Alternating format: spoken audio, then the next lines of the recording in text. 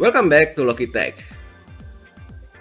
In this video, I'm going to compare the PCIe bandwidth between 4.0, 3.0, and 2.0 since some people curious about the performance of the bandwidth especially in 3.0 versus 4.0. Here's the spec of PCI Express Link.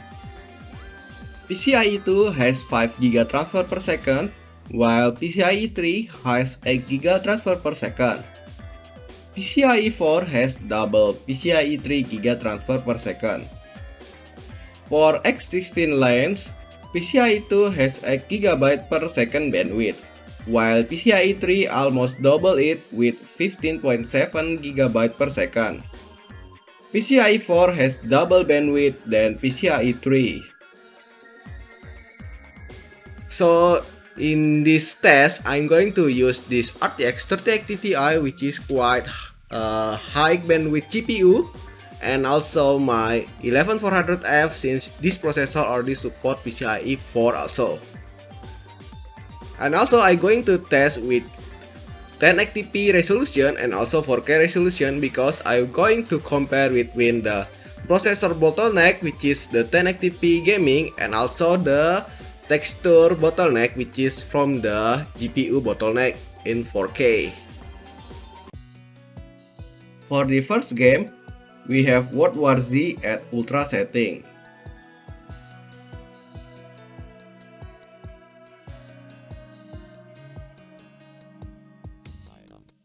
In 1080p resolution, I can say there is no difference between PCIe 4 and 3. The difference is between margin of error. PCIe 2 is about 6% slower than 4, and this one is still not really big.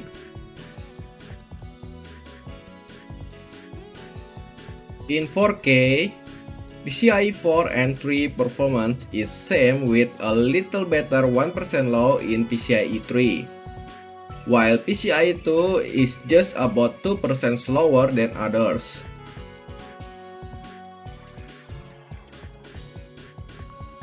Next game is Shadow of Tomb Raider at highest setting.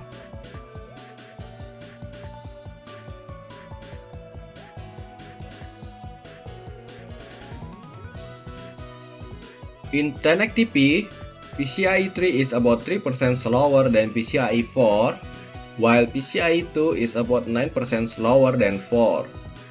Well, still below 10% reduction.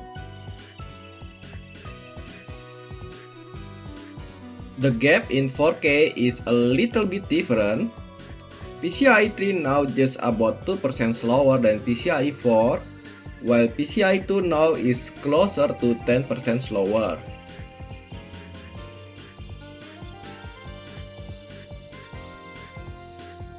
Next game we have Assassin's Creed Valhalla, and this game is unoptimized and GPU bound only.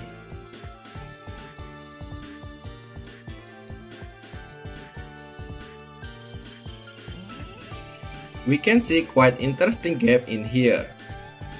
In 1080p, PCIe 3 is about 5% slower than PCIe 4, which quite noticeable. And PCIe 2 is about 17% slower, which really big deal.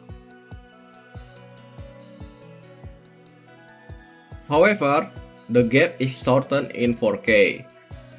PCIe 3 now is just around 3% slower than PCIe 4, while PCIe 2 now just 10% slower.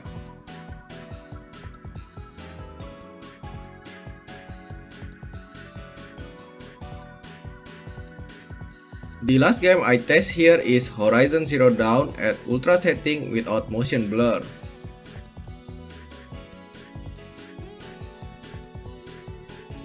This game has highest gap. In 1080p, PCIe 3 is almost 7% slower than PCIe 4, while PCIe 2 is more than 20% slower, which is really huge difference. Same as other games, the gap in 4K is shortened. PCIe 3 now is at 5.7% slower than PCIe 4, while PCIe 2 is about 15% slower. Seems the PCIe bandwidth has more effect in CPU bottleneck than GPU. For the detailed gaming benchmark, you can check on my other channel, Loki Bench.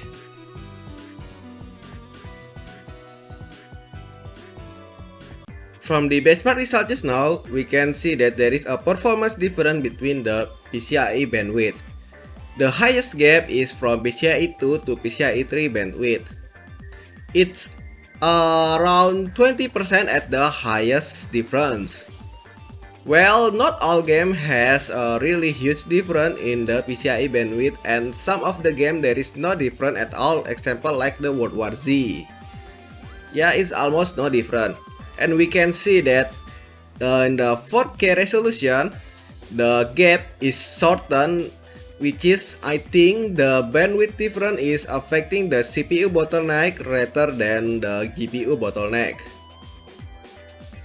I also noticed that lower bandwidth consume more GPU usage here. You can see that the GPU usage is higher in PCIe 2 rather than PCIe 3 and PCIe 4.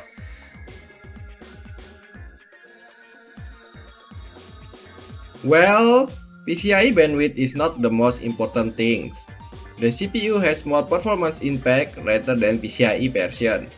As you can see in my previous video here, 10700F is faster than 11700 in most games, even though it's only running at PCIe 3.